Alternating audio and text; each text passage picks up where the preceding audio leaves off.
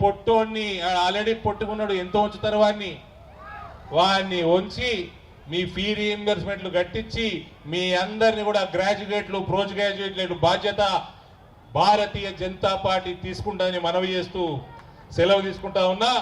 కేసీఆర్ గాడేమో అప్పుల పాలు చేసిండు రాష్ట్రాన్ని, ఈ పొట్టుడేమో దాన్ని ఆగమాగం చేస్తున్నాడు, అధోగతి చేస్తున్నాడు. కాబట్టి రేవంత్, నీ రోజులు దగ్గర పడ్డాయి. నువ్వు 10 ఏళ్ళు కాదు, నువ్వు ఎలక్షన్లు పెడితే 10 రోజులు ముఖ్యమంత్రిగా ఉండలేవు. ఆ అకలు ఉండాలా రాహుల్ గాంధీకి, ఆ ప్రియాంక గాంధీకి నిన్ను ఇక్కడ ముఖ్యమంత్రిగా ఉండనిచ్చి కాంగ్రెస్ పార్టీని నాశనం చేసుకుంటున్నారు తప్ప ఇంకేం లేదు.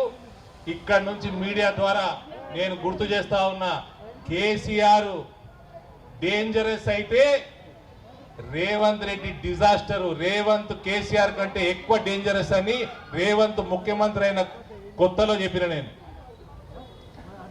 ముఖ్యమంత్రి అయిన కొత్తలో చెప్పిన, ఇది నిరూపించుకుంటుండు రేవంత్. ఇవాళ మొత్తం అప్పుల పాలు చేసిపోయిండు వీడు, మొత్తం తెలంగాణని అగాధం చేస్తున్నాడు, పిల్లల భవిష్యత్తు మొత్తం అంధకారం చేస్తున్నాడు కేవలం కమిషన్ల కోసం.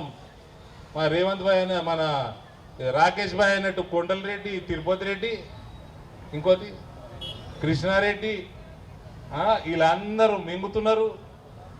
రేవంత్ కేవలం కమిషన్ల కోసం నడిపిస్తా ఉన్నాడు. వీళ్ళు ఏందండి, మహిళలకి పెన్షన్ ఇచ్చిండా, యువతకి నిరుద్యోగ భృతి ఇచ్చిండా? అయ్యే కుటుంబాలు అడుగుతాయి, సేమ్ కుటుంబాలు అడుగుతాయి ఫీ రీఎంబర్స్మెంట్లు. మొత్తం middle class, lower middle class పేదలను నడ్డి విరగొడుతున్నాడు, భవిష్యత్తు అంధకారంలోకి దోస్తున్నాడు రేవంత్.